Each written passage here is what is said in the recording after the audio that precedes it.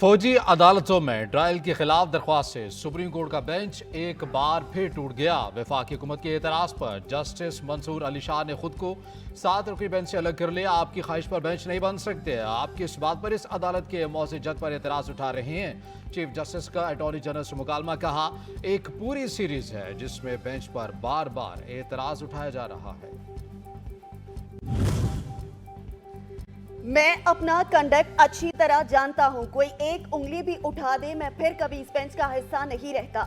Justice Mansoor Ali Shah की जानिब से अटॉर्नी जनरल के एतराज पर रिमार्क्स। कहा, समझने की कोशिश करें, ये जजेस का अपना फैसला है, मैं ये केस नहीं सुन सकता।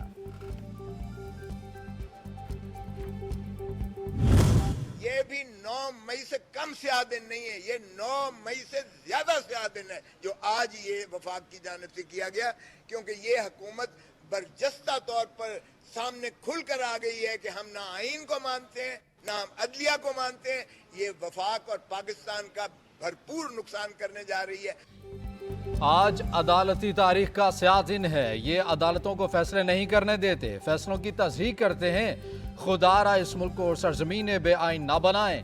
एतजाज एहसन और लतीफ खोसा की मीडिया से गुफ्तगू। कहा, हम कोई ख्याल नहीं, जज है, जजेस में तकसीम नहीं, हर एक का अपना नजरिया है। हुकूमत को होश के नाखून लेने चाहिए। बारिश की चंद बूंदे पड़ते ही सिस्टम बंद। के इलेक्ट्रिक का लाइसेंस फिलफौर मअतल किया जाए। हाफिज नईमुर रहमान का मुतालबा। कहा, तमाम हुकूमतें के इलेक्ट्रिक के आगे झुक जाती हैं।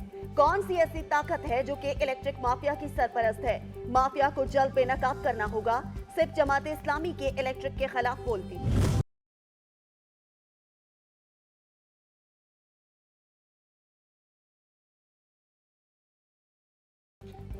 प्री मानसून का पहला ही स्पेल तबाहकुन। इस्लामाबाद, पंजाब, खैबर पख्तूनख्वा और आज़ाद कश्मीर में तूफानी बारिशों से अर्बन फ्लड की सूरत हाल पैदा होगी। जुड़वा शहरों में भी मूसलाधार बारिश से जल्द थल लैक हो गया।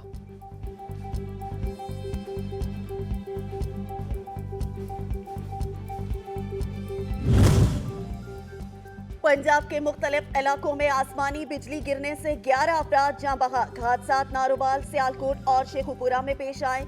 नारोवाल में रतनपुर, पंचपीर और चांगवाली में आसमानी बिजली गिरी। मुसलसल बारिश से लाहौर तालाब का मंजर पेश करने लगा।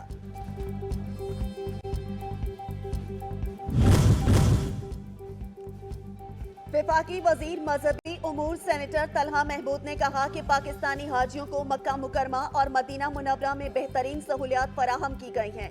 हर हाजी को कुर्बानी के जानवरों का बंदोबस्त करने के लिए 55,000 वापस किए हैं।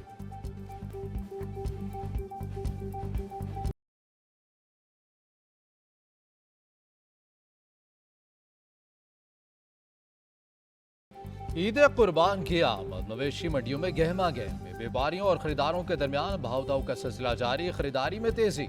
सुन्नत इब्राहिमी की अदायगी को पूरा करने वालों का महंगाई का भी शिकवा।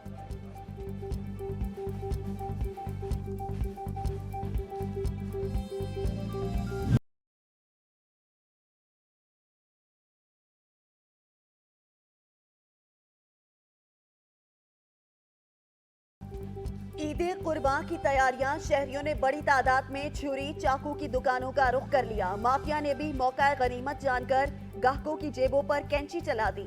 हरे मसाला जात, लहसुन, प्याज, टमाटर समेत दीगर अशिया ज़रूरिया की कीमतों में मनमाना इजाफा कर दिया गया।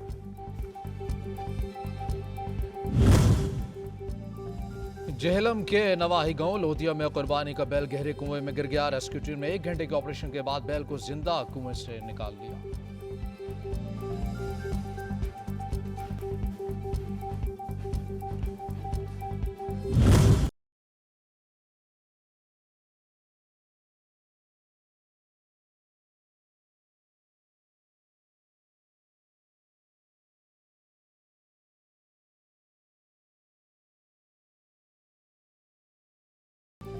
शोहदाए पाकिस्तान को सलाम। नायब सूबेदार मोहम्मद आसिफ ने 12 मई 2023 को किला सैफुल्लाह में दहशतगर्दों के हमले में जवामर्दी और दिलेरी के साथ मुकाबला करते हुए दिफाए वतन में जामे शहादत नोश किया। शहीद के लवाहिकीन कहते हैं 9 मई के वाकयात इंतहाई काबिल मुजम्मत हैं। जिम्मेदारान को सजा दी जाए। हम भरपूर मजम्मत करते हैं। यहाँ दिल खून के आंसू रो रहा है। यहाँ पर जो जलाओ गराओ शर पसंदों ने किया है। स्पोर्ट्स क्लब के वफ़द का जिला हाउस लाहौर का दौरा। 9 मई के वाक़यात की शदीद अल्फाज में मजम्मत। शरपसंदों को कटहरे में लाने का मुतालबा। अफवाज पाकिस्तान को मुल्क के दिफा को रेड लाइन करार दे दिया।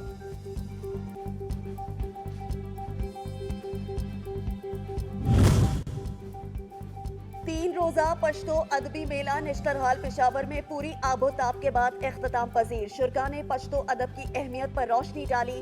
अदबी मेले में कोर कमांडर पेशावर की खसूसी शिरकत। मेले में तुलबा के आर्ट्स के नमूनों ने अदबी मेले को 4 चांद लगा दिए।